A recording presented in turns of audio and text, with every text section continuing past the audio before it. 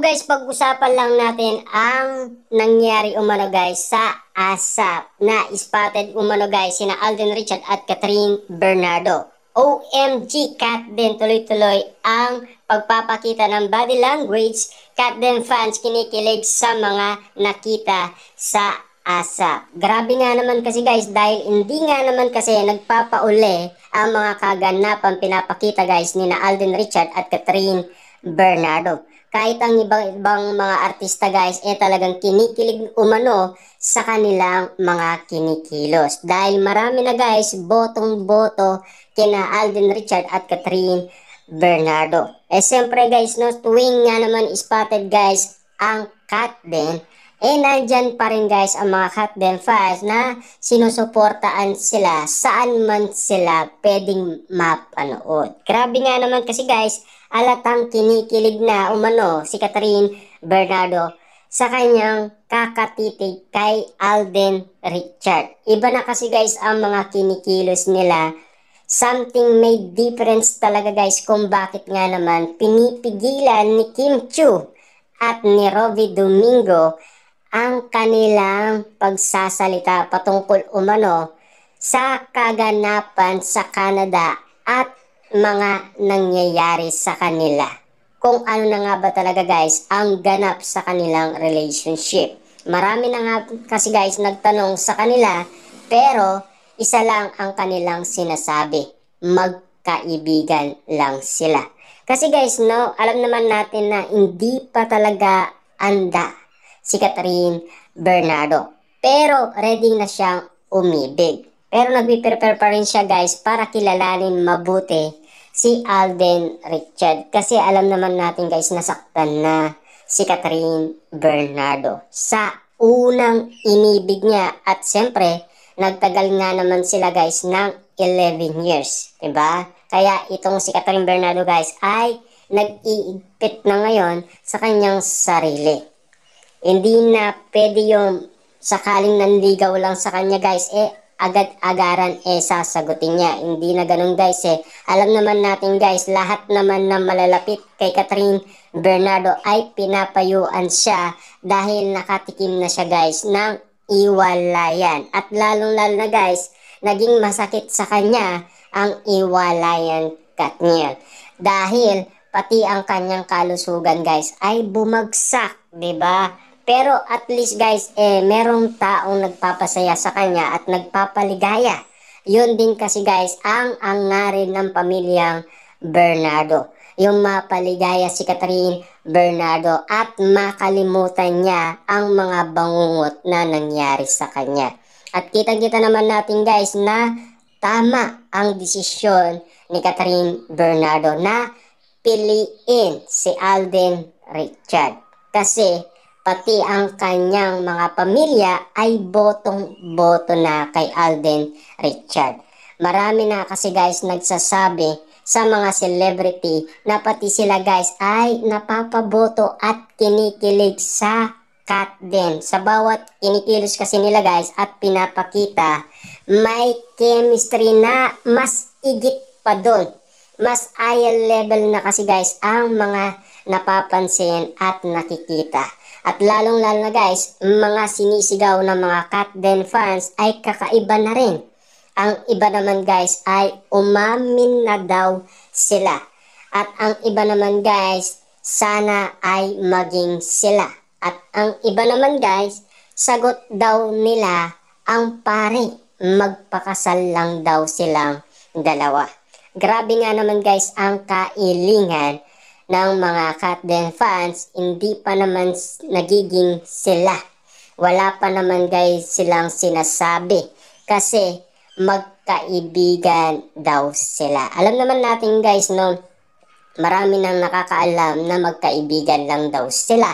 Siyempre guys, yung nag-i-interview sa kanila, hindi naniniwala umano sa sinasabi nila guys. Tulad na lang guys ni MJ Felipe dahil ilang beses niyang naitanong sa Kat din yun. At lalong-lalo na guys, hindi umano naniniwala ang ibang mga tao. Tulad na lang guys ni Christy Permin na isang legit na marites at tulad din ni Ogie Diaz na hindi umano naniniwala sa kanila. Kasi alam naman natin guys, iba na ang napapansin at iba na ang kaganapan na pinapakita umano guys ni na Alden Richard at Catherine Bernardo. Siyempre guys, doon kasi nila binabase ang mga napapansin nila, medyo kakaiba na.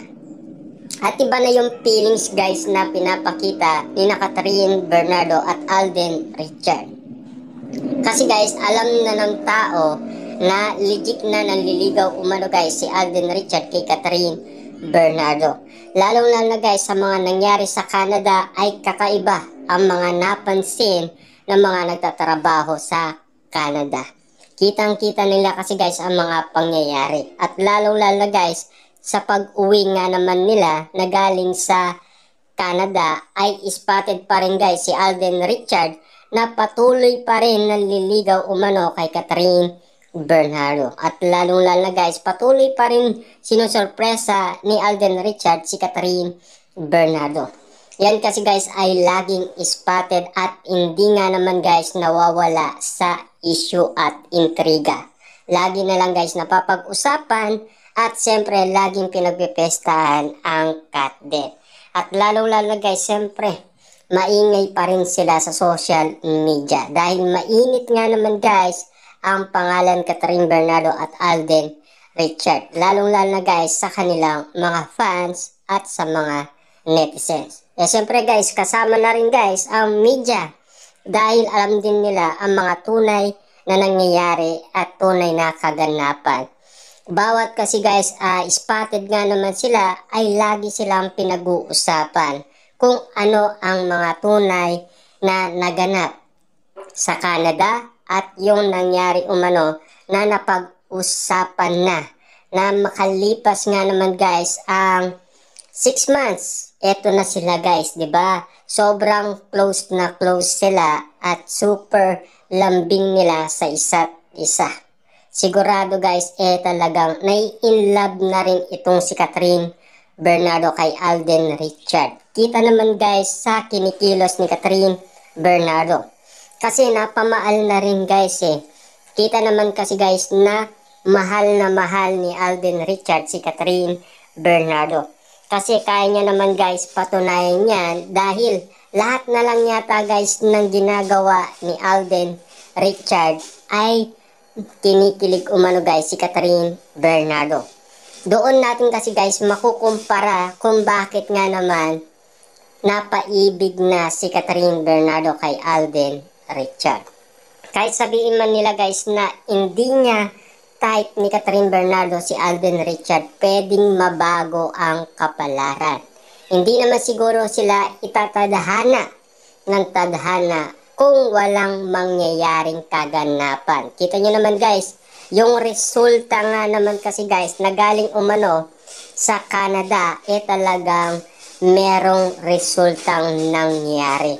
Kakaiba nga naman guys ang bawat kaganapan na napapansin ng maraming tao, tulad na lang guys ng pagiging close nila at yung mga sweetness na pinapakita nila. Kakaiba man guys sa panlasa ng maraming tao, at least sulit na sulit guys ang mga pinapakita ni na Alden Richard at Catherine Bernardo.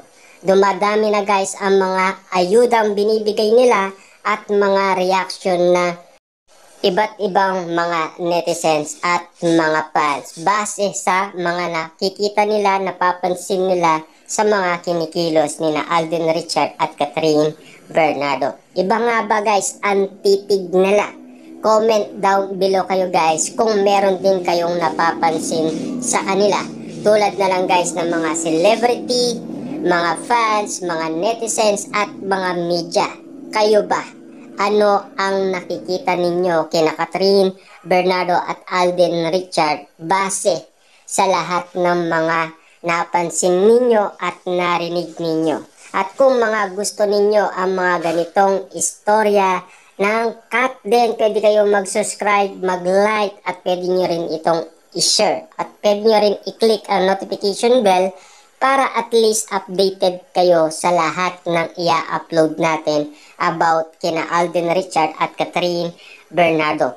talagang babantayan natin guys ang mga kinikilos ni Alden Richard at Catherine Bernardo hanggang sa mabantayan natin guys na meron nga naman guys mag-booking ng kanilang relationship na may katotohanan na ang kanilang pinapakita.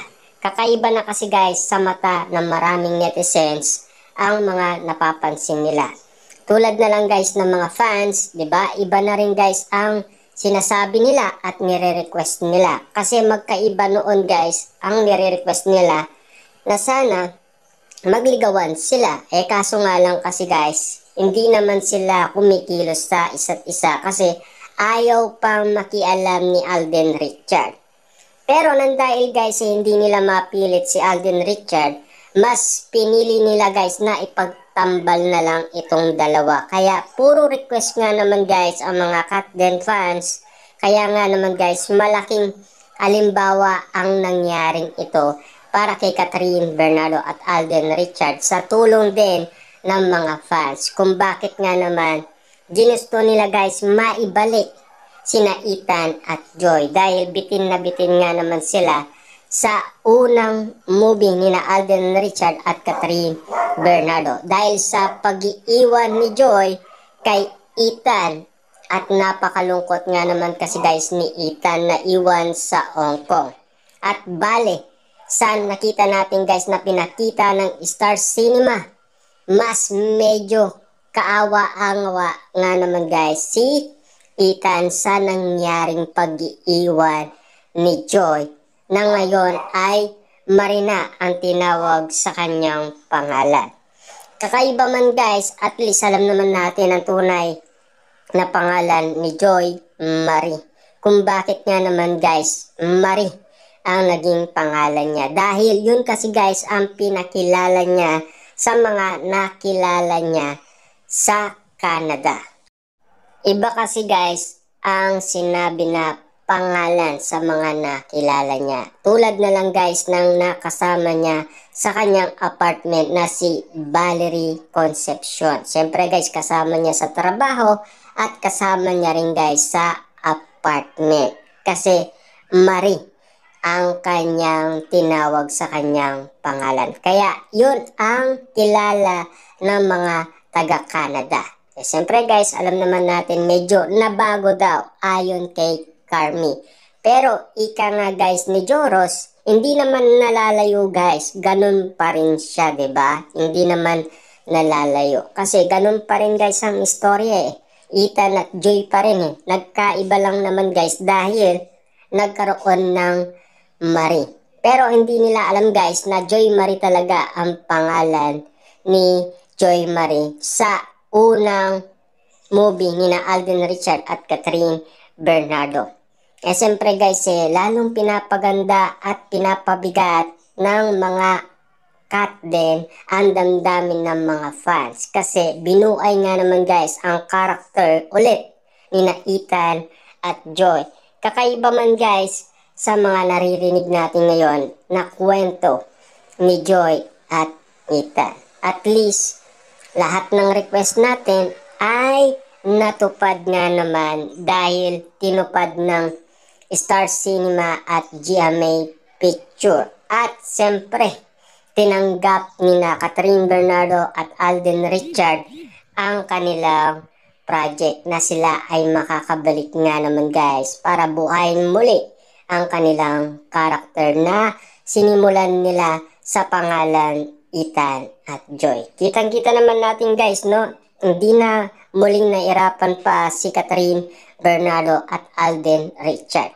Nairapan lang guys si Direk Cathy dahil super pasaway nga naman guys ng dalawa dahil lagi nga naman kasing gutom ang dalawa dahil mahilig nga naman sila sa pagkain. Yung kasi guys ang habit ng dalawang ito dahil ay ka nga guys ni Mami Min mahilig kumain ng pagkain. Kapag nandiyan na daw yung pagkain guys parang titikman lang nila. Pero ewan ko guys no bakit nga naman napakatakaw daw nila sa pagkain pero hindi naman daw nila inuubos ang pagkain.